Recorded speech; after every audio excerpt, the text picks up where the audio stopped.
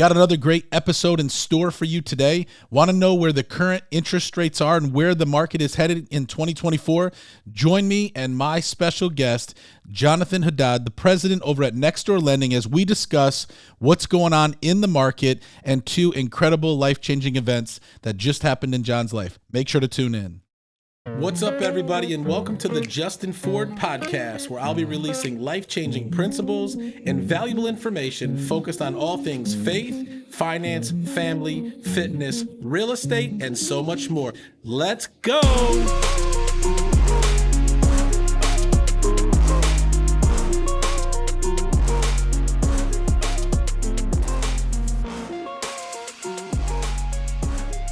What's up, y'all?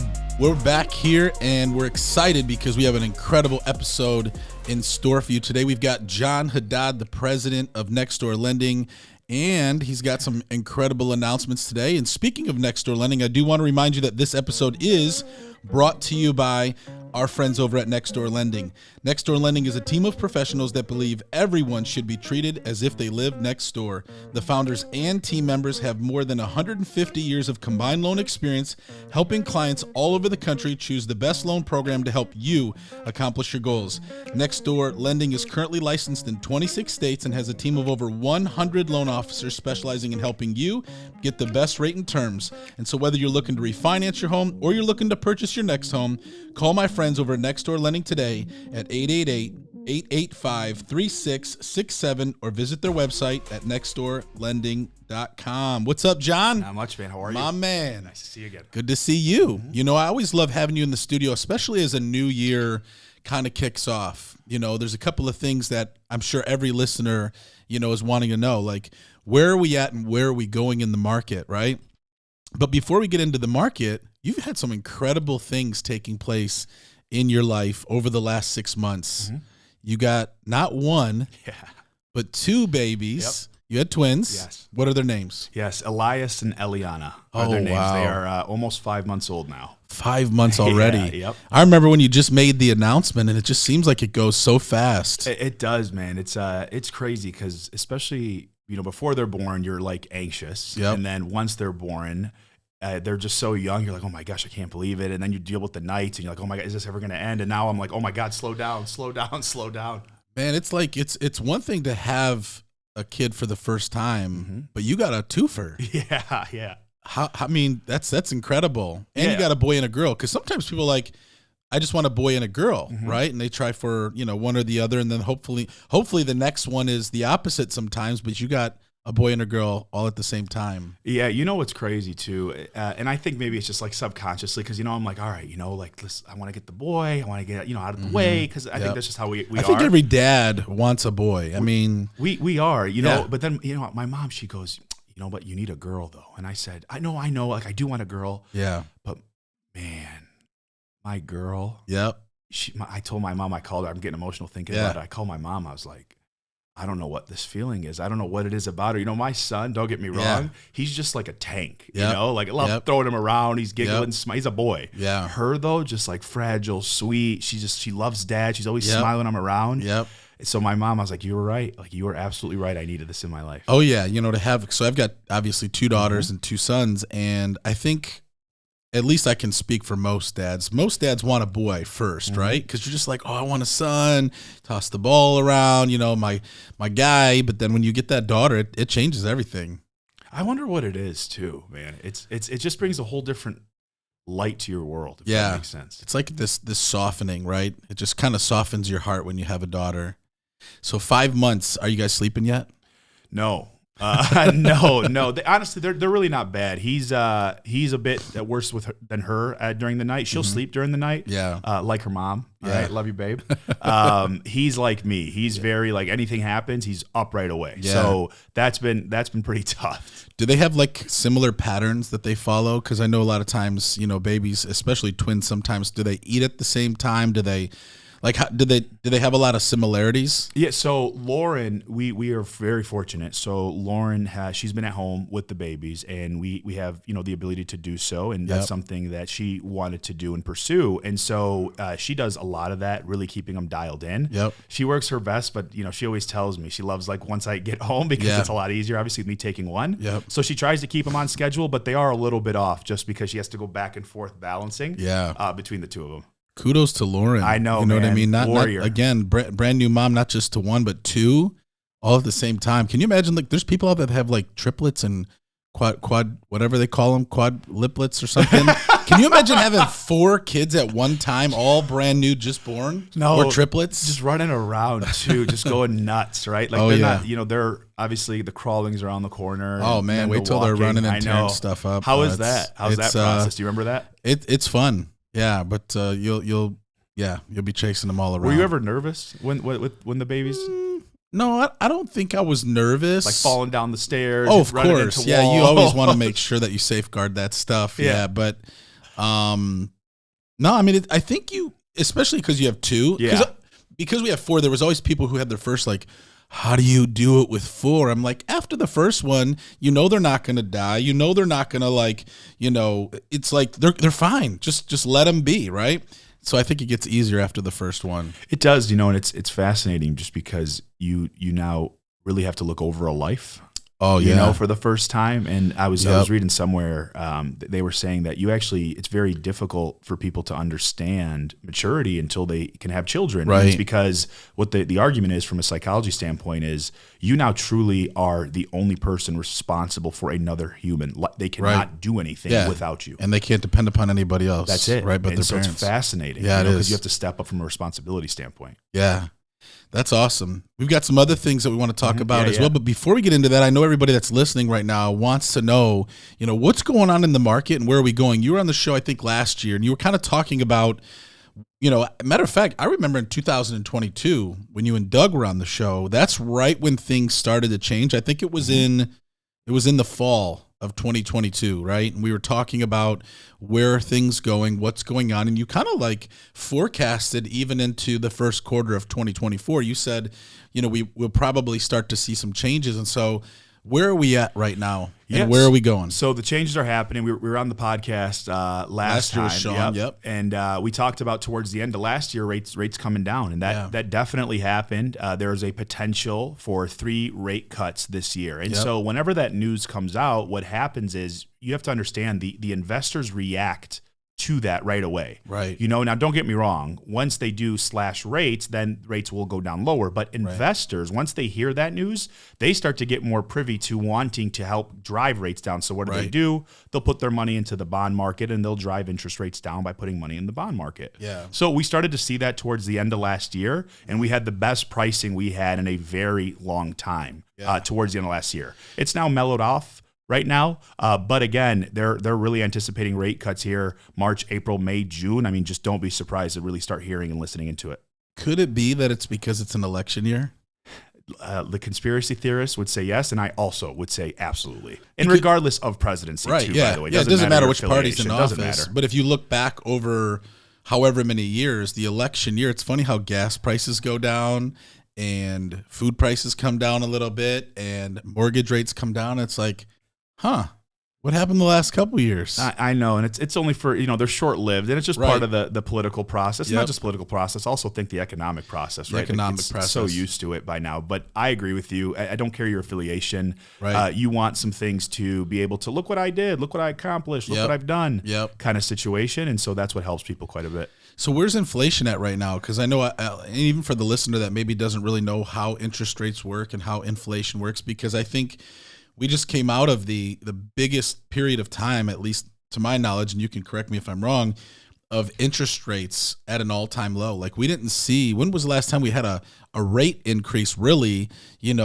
since they were that low, right? And all of a sudden, we just saw things really kind of go through the roof. Obviously, inflation has a lot to do with that. I mean, how is inflation looking? Where are we looking at from a market standpoint? Yeah, so we're right in line. The data came out actually last week, I believe, Consumer Price Index, CPI data. So it's right in line with where they believe inflation should be. I think they thought it was a little bit higher than they wanted to, if I recollect the data correctly. But at the end of the day, holiday season, there's more money being spent during the holidays. Right. It is a little concerning just to see debt. Just to be honest with you, a credit card debt is the highest it's ever been. Yeah. So that's nerve-wracking. And what I think consumers don't realize is whenever you get a credit card, they send you all this stuff in the mail at the end of the year, and it's pages and pages and pages long. Right. And what it says your rate can change at any point in time. So remember, the credit card companies are borrowing money based off of where rates are at. Right. And they're going to want to make their money. Yeah. So the rates on credit cards, you were getting, if you recall, 0% for 1 year introductory. All these people, I have a 0% credit card. Like, why do I need to pay it off and cash out refi? Well, now those 0% are 21, right, 22, 23, 25 in some instances. Yeah. So that's a little concerning because that's tough to consider. Okay, how do you get out of that situation? Right. Why do you think credit card debt is at an all-time high right now? Consumer spending, right? Yeah. It's when the price of everything has gone up and we aren't borrowing money at 0% anymore because the investors were borrowing money at 0%. The banks were borrowing money at 0%. So it entices them to get your money into the bank or whatever system that they're using so they can offer the introductory rates. Right. So it's just going to make it a lot more difficult now, and people are just spending a lot more. Why? Everything's more expensive. Yeah. And they can't afford it the same way they were, 3-4 years ago during COVID. Yeah. And so what do you do when you can't afford it? You put it on credit card debt. That's the cyclical. Right. It's just, it happens every, 4 to 7 years that you start to see stuff like this. And the crazy part is, like, history repeats itself, man. And if you look back and really look at the data, it's all the same and it just doesn't change. That's the scary part. Yeah, it's interesting. Mm-hmm. And so obviously right now it's February, right? Mm-hmm. And we're in the first quarter. Where do you see things going, like second quarter, third quarter, and beyond? I mean, obviously, I think last year sales were down big time. From a real estate standpoint, I think we were down, 20%. In real estate sales. I know a lot of real estate agents have gotten out of the business or are struggling right now. Same thing probably for loan officers. And, for those that are kind of like holding on for dear life or looking at, how can we stay relevant? I mean, do you see an uptick in home sales this year because interest rates are going to be going down? Yeah, this is my belief on it, especially just talking to as many people as I do in the field that we're in. I believe what happened is a lot of people, they start to hear, hey, rates are coming down next year. Mm-hmm. So consumers are like, you know what, let's just hold. Yeah. Let's just hold. Because that's the typical thing, right? Yeah, it is. Yeah. And let's just hold. But even you've seen it. Yeah. I mean, you tell me from your side. Haven't you seen the uptick already? Oh, yeah. Right? Yeah, just coming into the new year. Yeah. And that's just January. Right. So we're purchase season, and I really think we're going to see a massive uptick, especially year over year from last year, because people were really, really holding on tight to everything. And you even saw the second they announced the rate cuts, you started to see increases in all of that inventory as well. Yeah. The one thing I will tell you this, that I hope doesn't come back is the waiving inspections, like we had during COVID. I really crazy. Hope we don't get to that place again. Yeah. Because I think that just personally was a problem. Right. You're even seeing insurance right now. Look at insurance companies right now. Right. Not paying out like they were paying out. Some companies are leaving states. Right. Leaving states because they just can't afford it. People are trying to cash in and they can't cash in anymore. Yeah. So going back to, you said something about inventory, right? When we look at, since 2008 when we had the crash, right? All of those homes just decreased in value substantially. And you had people that obviously lost their homes to foreclosure, went through short sale, and you had people who had equity and sold at a very a big loss, a low price, and then you had all these people that held, right, and waited for the market to turn. And then come 2010, 11, 12, 13 into 14, the market started to uptick, and then all these home sales occurred, and then interest rates came down. I heard a statistic not too long ago, and again, you could correct me if I'm wrong on this. They said like 90% of the United States homeowners have an interest rate of 4% or below. Mm-hmm. Inventory has been an issue for at least 6-7 years, especially after COVID. How do we see more homes come on the market? Because if 90% of homeowners have an interest rate below 4%, and if interest rates where they are right now, about mid-sixes, is that right around mid-sixes? obviously people move when they have to move, or there's usually something that they're looking to accomplish. How do we get back to a point where we have, a more balanced market to where, supply and demand is about equal versus, this lack of inventory and buyers kind of fighting over homes? How do we get back to that? That is such a complex question, because I think there's just so many moving parts. Now, Right. I don't know the statistic on it. I'm not sure if it's 90% or what it looks like, just because the amount of new loans coming in were Right. definitely significantly higher Higher than than that that, currently. yeah. But from a balance standpoint, Justin, I think a lot of it is, one, people do need to refinance. Right. That just does make sense for a lot of consumers, Yeah. especially if you have no other option or way out. Right. So with all the debt that's occurring, the cash out refinance market is definitely at an all-time high as well. Right. Because even if remember, it's all about the effective interest rate that you're paying. Right. What people don't understand is, like, interest is interest, okay? Whether you're paying it on your house or your car or credit cards or an RV or maybe a Lamborghini if you're lucky, Right. whatever the case might be, Yep. that's interest that you're paying. Now, the interest is different based off of its revolving interest, if it's installment interest, but Right. that's not the point. The point is, what is the effective rate that you're paying? Right. And does it make sense to refinance? Yeah. And I believe consumers, the more they're educating themselves, because the consumer is becoming much more educated. Right, yeah. So with all the tools that we have, ChatGPT, Yeah. Technology just in general. it is, ChatGPT especially has been a Crazy. big one, because they're Yeah. pulling actual data, not like we're on Google, you can go to like all these different weird threads and people have their own opinion. This Right. is like data from there. Yeah. So I believe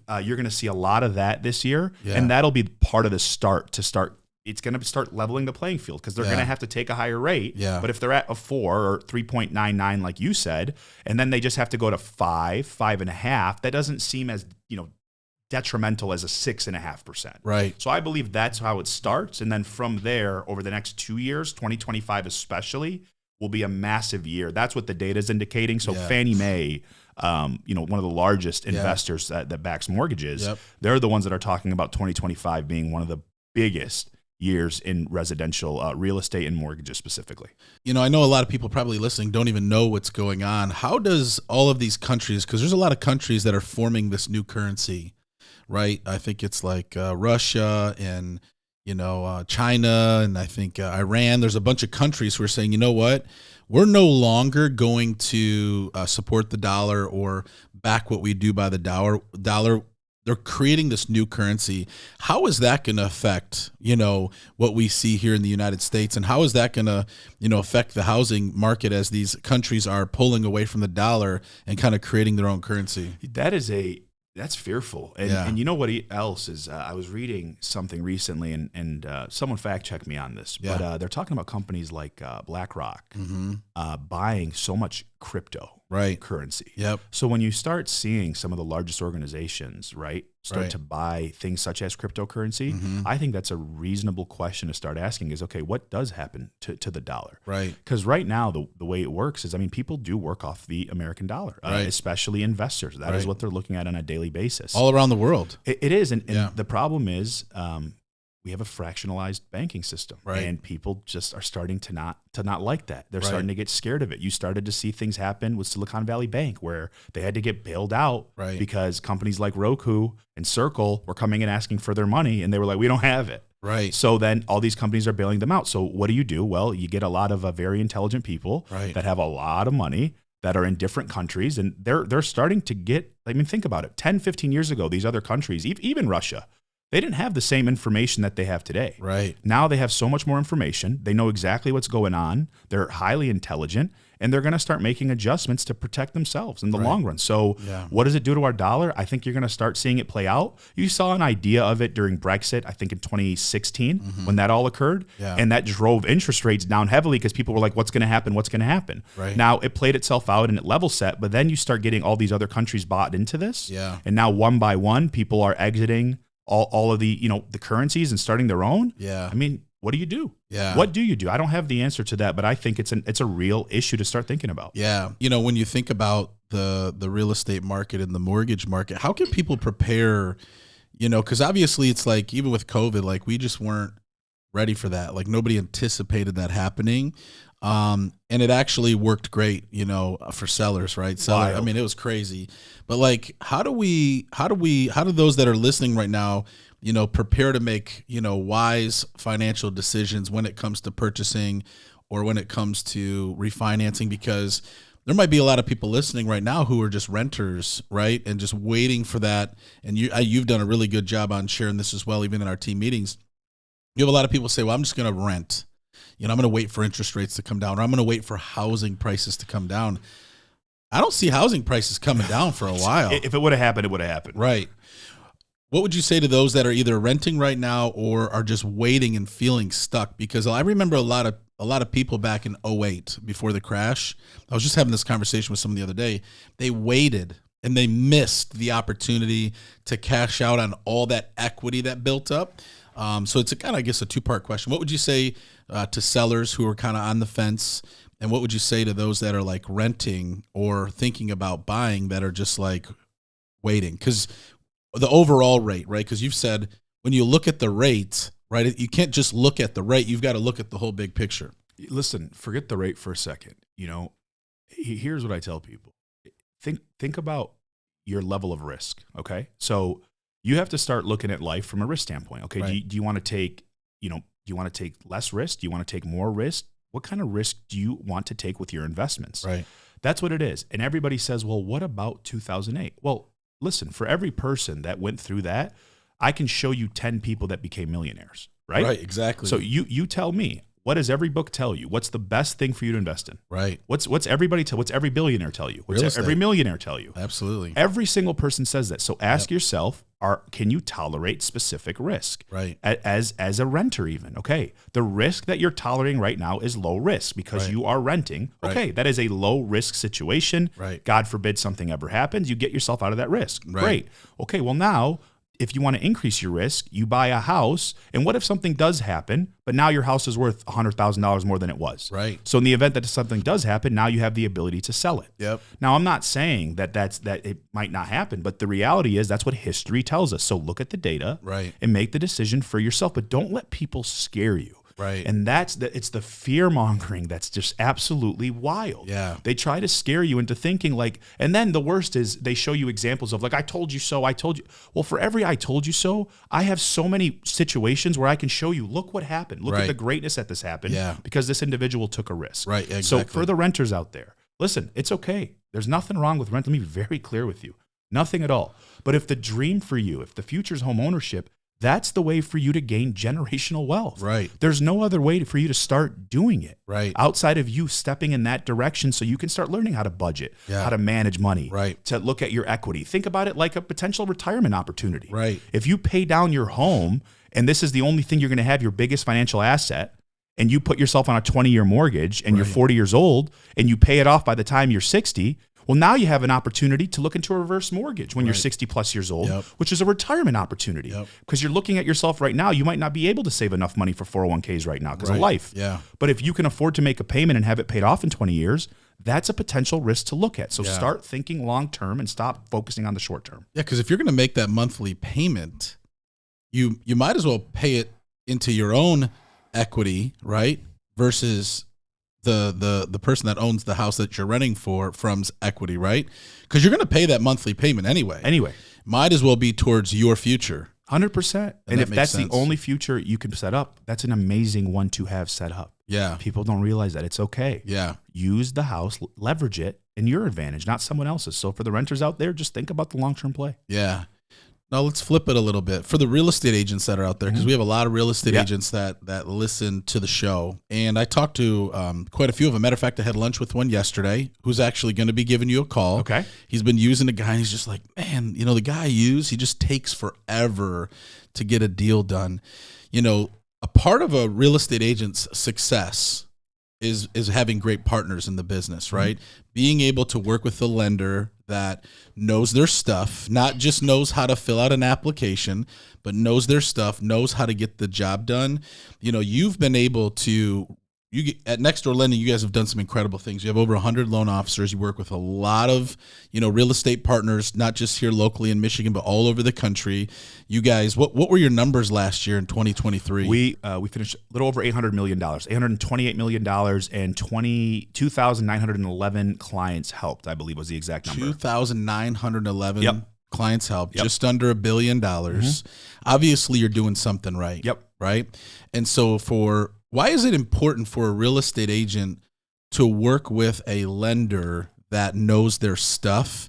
And because you've helped a lot of my real estate agents, where they bring in a situation to you, and you've helped so many of my clients where they might be talking to somebody or they might look at their situation and it's like they don't think it can get done. And because of your experience and how many people you've been able to help, you look at the 360-degree angle at a deal. Why is it so important for, especially in this market, a real estate agent to be partnered with a great lender that really knows their stuff? Well, look, it's first and foremost, the amount of guidelines that we have to look at is absurd, right? And it's a fine line between explaining it to an agent, right, and then analysis paralysis, right? Where it's like, do I really need to go through all this with you? But the issue is like, okay, do I at least know I can get it done? And then if I can get it done, am I delivering constantly and consistently? Right. So the reason it's important for you as an agent is if you get one opportunity a month, let's just say you get one opportunity, and the lender you're working with says it doesn't work, okay, but then some other agent gets that deal and they send it to their lender and that lender makes it work, you just missed out on an opportunity that you might have had only one at bat for. Right. So I talk to my guys about that all the time. I'm like, look, we get the opportunity to present multiple times a month, many times a month. Right. Some of the agents, especially, the newer agents out there that are really, really working so hard and keeping their head down. And any agent that got to the market last 2 years, God bless you. Right. I'm serious. God bless you. Thank you for keeping your head down. Stick to it. For those that stuck around, this is your year. The next couple of years are your years. Yeah, yep. So you have to, I told my guys, you have to start knowing all this stuff because that could potentially be food on their table. Right. So if your lender isn't exhausting all options or doesn't know all the different guidelines, all the different parameters, all the different wild products, you're setting yourself up for failure. Right. And on top of that, it also is going to ruin your mindset. Yeah. Because if that potential opportunity that we help you close, think about how excited you are. Oh my God, we made it work. Thank God. Now for the next month, think about the ramp up. You're so much more excited for the next month. Yeah. We can help with the excitement. Yep. We can help create you into the monster that you should be by helping you close the deal. So to give you confidence to close more and to talk to more clients. Yeah. So that's why it's so important. And what I love about working with you and your team, John, is it's that, like what you just said, it's that confidence to know that I don't have to worry about, is my client going to be taken care of? Is my client going to get the deal done? Like you tell me, hey, this is possible or this isn't. And I know because of how diligent you are, if it isn't, you've explored every avenue. And as a real estate agent, it's a team effort, right? Like if I refer a buyer to you and you drop the ball, it's a direct reflection on me, right? And I think that's why it's so important to have a great lender that you can trust and knows, and you have the confidence to know that your client is getting taken care of and that deal's getting done. And so, if you're listening right now, do you have a great mortgage lender that is not only getting the deal done for you, but helping you grow, helping you maximize your goals of what you want to accomplish? Because if you have a great lender and you're able to get out there and service more clients, you're going to be able to have somebody who's taking care of, the loan scenario or the loan process on your deals and have more confidence to be able to go out and help more people. And that's one thing that I definitely appreciate about you and your team. Well, the other thing too, Justin, though, from the agent side, I think the biggest part with you is your accountability. Like the other thing is, it's like, not every deal goes perfect. No. But the thing about you is you call me directly. Right. We handle it. Yep. And then I fix it. I do right by the client. Yep. Call the client. I handle it, whatever the situation is. But it's also that constant communication that you and I have, which helps. Like some agents, I challenge agents and loan officers alike, hold each other accountable. It's okay. But don't talk to your peers about it. Call the person that can potentially fix it. Yep. And I mean, the couple conversations we've had, like very respectful, great conversations. Yep. Hey, John, here's what happened. Can you help me with this? Yep. Yeah. You know what? That's on us. That's our fault. Let me go handle. Let me call the client. Yep. We do right by the client. We do right by you. We save face for everybody because it's real estate. Yep. It happens. Right. Murphy's Law. Yep. And that's just the game we're in. Especially when doing that many transactions, right? So many. And I appreciate that about you, that you've always delivered, right? Mm-hmm. You've always made things right. You've never said no. You've never said, you've never deflected. Even if there was something on the back end that needed to be taken care of, you've always taken care of it. I usually tell you later. So a rule I have. So for those that listen, here's the rule. Like if anyone's ever come, regardless of if it's your fault or not, you accept it, you fix the problem, After you fix the problem, then you can go have the conversation. Right. I've learned that in my experience, and you and I have done that, and I told you later. I'm like, all right, man, just so you know what actually happened was this. And you're like, oh, why didn't you tell me? I was like, because I was trying to fix it first before I called you and told you anything. So that's the other thing is like, don't get into an argument. Fix it if you can. Have a convo later. And that's the thing about you that's like, it's amazing because you're just, oh, okay. Cool. Yeah. Like we have those discussions and those talks, but again, you've been at it for so long and you're just very, what's going on? How can we fix this? Yeah. Yeah. Next door lending is dominating not only here in Michigan, but across the country. What's the next level for you guys? Where are you going from here? Yes. So, I mean, that's a good question, man. We are taking it in stride. Yeah. The next couple of years, that's for sure. We're getting very excited for the refinance market. That's around the corner. It's dialing into the purchase side of it. So I've been spending time building out the purchase side of our business quite a bit. So we focus strictly on agents, all self-sourced business. We work with a lot. That's my team directly. We're up to 15 people now. We started with 3 in April of last year. So that's growing. So I really want to get that to 25 people in Michigan directly by the end of this year. That'd be huge. We have our direct-to-consumer business model as well, which is in so many other states. That's a really nice model. We're really excited. That really helps them get ready and prepared for the purchase side of it. Getting them opportunities and at-bats. So we want to grow that. And then our branches, our incredible branches. We have one of the top loan officers in the country that she's underneath us. She's amazing out of Houston. We have another one, Billy, out of Dallas as well. We have so many branches. Our Ohio branch is out there. Our California branches are out there. I mean, we have so many people. We want to grow the branches as well. And the biggest thing we're focusing on the next 2 years, Justin, is honestly infrastructure. We want to make sure the process is dialed in for all of these people because we want to show them the love that they showed us. Absolutely. And so even if a real estate agent is listening right now or a loan officer and they're interested in potentially opening a branch or expanding and maybe even, learning more about next door lending, how can they get a hold of you and your team personally? You literally can email me directly. I mean, I will reply to it. Jonathan, Jonathon at nextdoorlending.com, not plural, nextdoorlending.com. And not only will you reply, it might be at like 4 a.m. because this guy's up like early. Yeah, so I work quite a bit. My day does usually start. It's about 5 now to be very transparent. About 4:45, 5, just because I've been staying up till about 1 every night. So I go every day till about 4:45, 5 until 1 a.m. And I posted it last night actually. Yeah, I saw that. Man, a lot of great stuff. You were just promoted, or not, I don't want to say promoted. You were just named the CEO of AIM. Congratulations. What is AIM? Tell us about that. Thank you.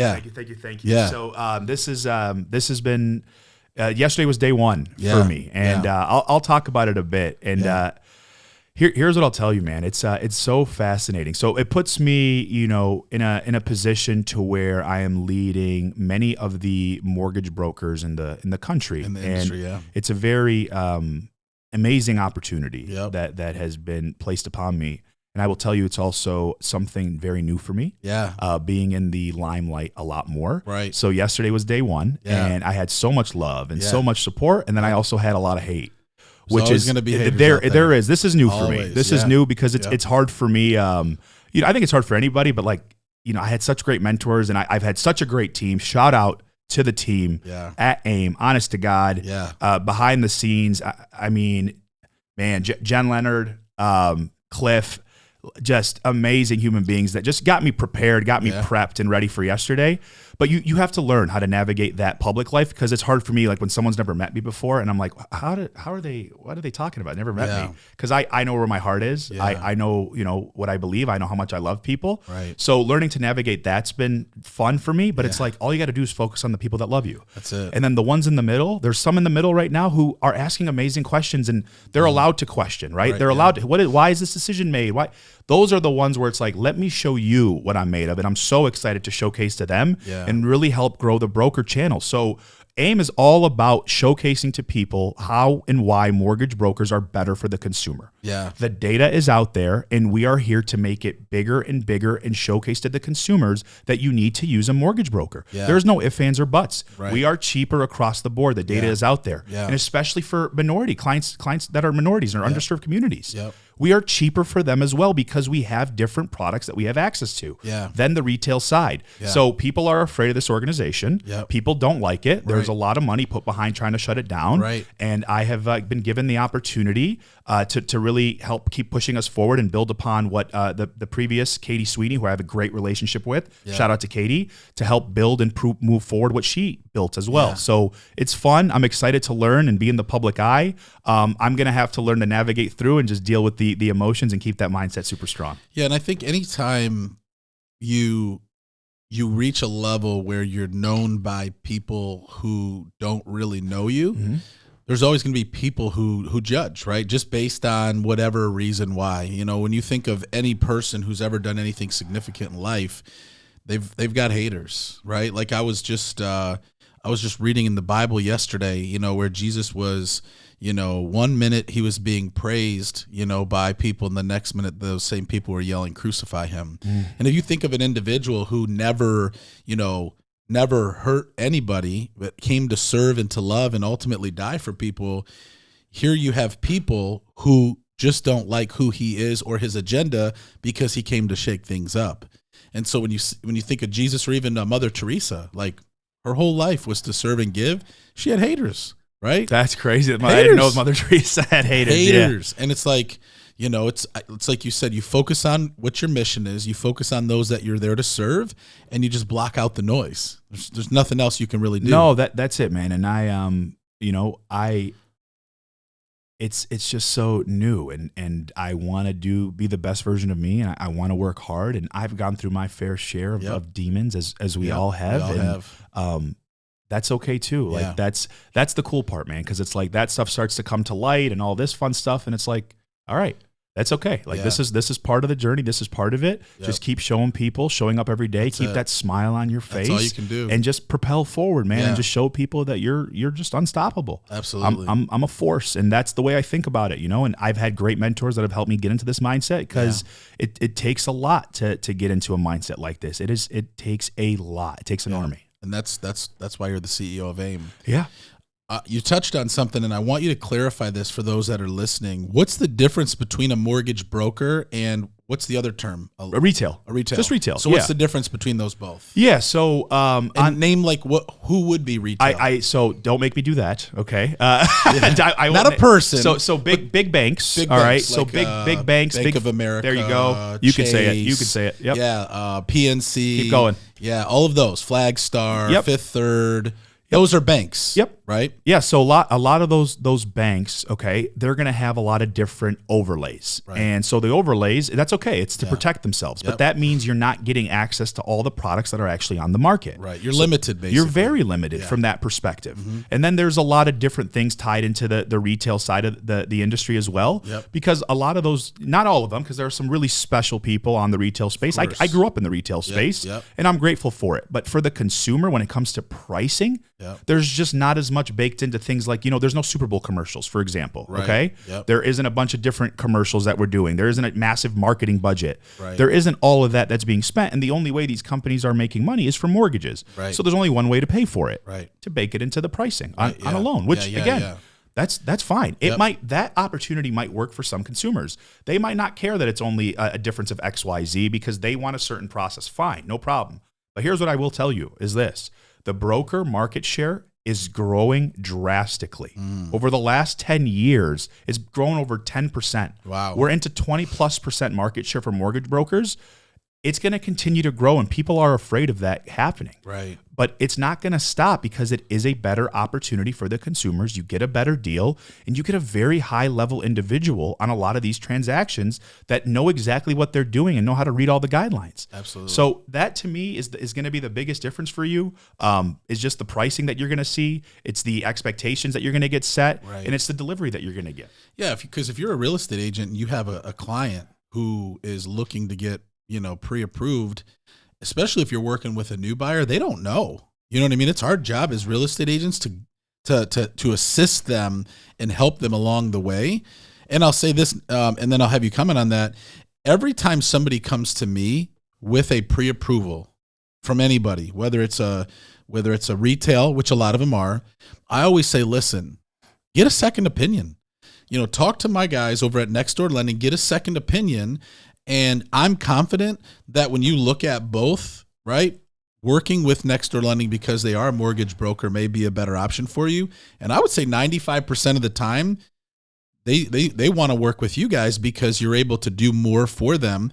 Now, obviously, sometimes like their friend or their cousin or their family member works for retail, and I never try to push that. But if they're like, I don't have a relationship with them, or I just wanted to reach out to one of these lenders on because I saw them on TV or went to their website. I'm like, it's good to get a second opinion because at least you'll know. And here, let me tell you something crazy. So I got a call from an agent of mine, and they got the client. They said, hey, you should get multiple opinions. It's very important to shop. So the client comes to me and they were like, well, I got this massive credit from the builder. Like, there's nothing you can do. I'm like, well, look, maybe there isn't, because sometimes there isn't. And I tell the client that.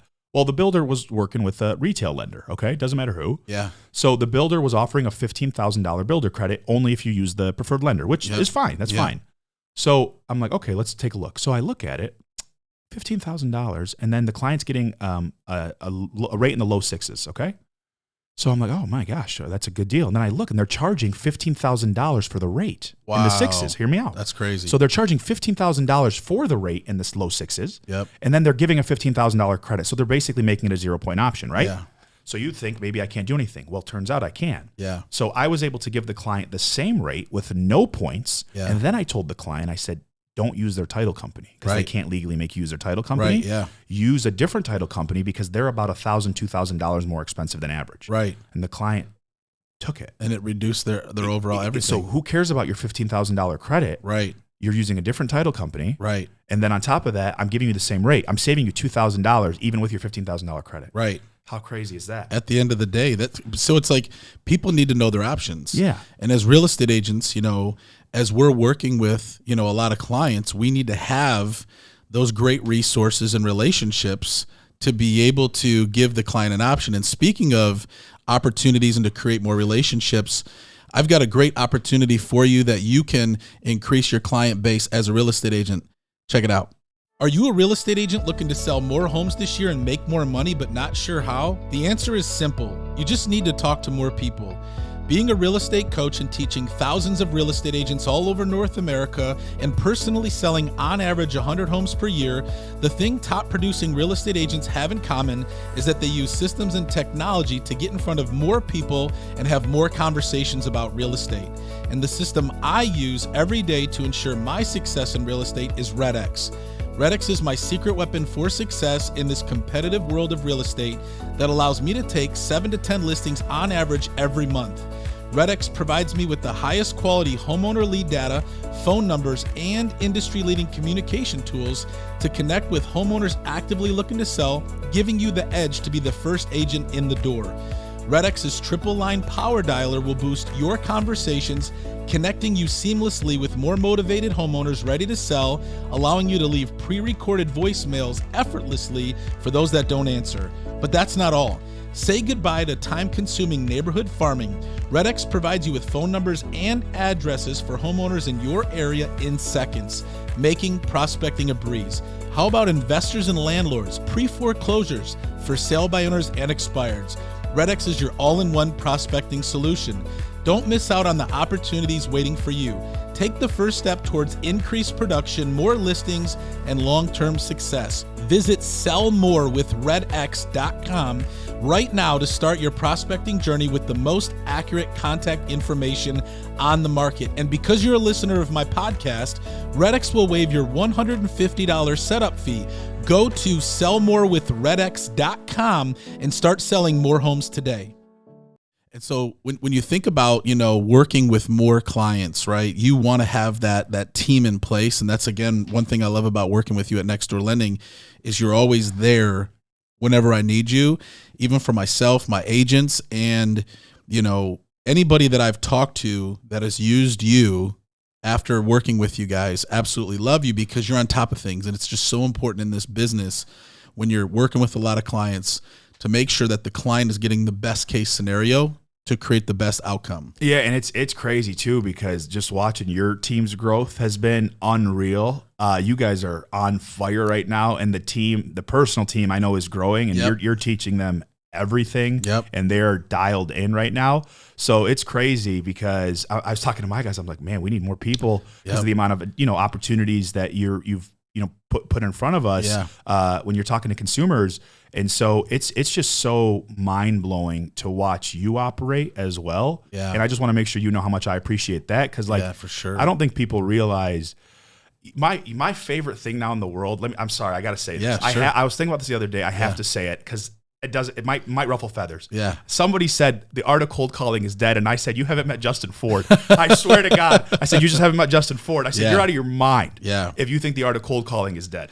I was just telling somebody the other day. I said, when it comes to cold calling, I said, you control your business. When you have the ability, like everybody wants their phone to ring. Everybody wants that incoming business. But right now, this is why a lot of people are getting out of the business is because their phone isn't ringing the way it was last year or 2 years ago. How do you control your business? By talking to people every day, picking up the phone every day and having conversations about real estate. Because if you can pick up the phone and have a conversation, you're going to set more appointments and close more deals because it's the law of averages. The more people you talk to, the more appointments you'll set. The more appointments you set, the more appointments you go on. The more appointments you go on, the more listings you'll take, and the more listings you take or the more buyers you work with, the more deals that you'll sell. It's a guarantee. It's not the art of cold calling that's going away. It's the fear of rejection that keeps people from having conversations. And I love having conversations with people because then I look at how can I meet a need? Yeah, the majority of them are going to tell you no. Yeah, they're going to say, I don't need an agent. They might even tell you to F off and go to hell, which they all, people say that. But that handful of people that really need a great real estate agent, it might as well be me. And that's how I look at it. And so that's what I love about being able to pick up the phone and make phone calls is every day I have 25 conversations about real estate, and that's going to lead me to 8 to 10 listings every month. And you just know it like clockwork. And it's the confidence of it too, man. It's also teaching that, teaching that confidence to people too. I think you do such a good job of breaking down that barrier and that wall because it's not, you're so spot on. People that, no, cold calling isn't worth it. It's like, no, you just don't understand it. Right. You're just so afraid of people telling you no and not understanding how to make it work. Yeah. It's that fear of rejection. I always say, if you can overcome the fear of rejection and you can identify your limiting beliefs and work through them, you become unstoppable. Big time. It's like a no-brainer. I love that, man. Well, I'm excited, man. 2024 is going to be a great year. Yes, sir. And we always appreciate everything you do. Thanks for being on the show. And for those of you guys, that are tuning in, Jonathan is not only, a sponsor or a partner with us here on the show. This is my personal lender. This is who we entrust all of our buyers with. And right now, if you are currently looking to purchase a home in 2024 and take advantage of the lower interest rates, I want you to call John over at Next Door Lending. If you are a homeowner and you're looking to take advantage of maybe taking some cash out and doing a cash out refi, I want you to call John over at Next Door Lending. And if you're a real estate agent and some of the things that we talked about today, really intrigue you and you want to know the difference of maybe working with a mortgage broker and on the retail side, you're looking for a lender who can not only service your clients at a high level, but get the job done, I want you to call John over at Next Door Lending. Matter of fact, I want you to email him directly, jonathan@nextdoorlending.com.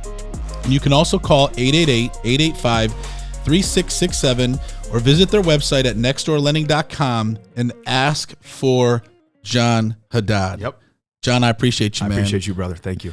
If you haven't followed me yet on social media, you can at the official Justin Ford. I'm on Facebook, Instagram, TikTok, LinkedIn, and also here on YouTube. Feel free to go ahead and subscribe to the show on your favorite podcast platform. And we just appreciate all the love and the support from the show. We have some great things going on in 2024. If you're interested in being a guest on our show or you want to hear a specific topic, feel free to reach out. You can reach me, Justin, at justinfordteam.com. Two things I always like to leave with. Number one, it's not how you start. What matters is how you finish. And number two, with God, all things are possible. God bless you guys. Thanks for tuning in, and we'll see you on the next one.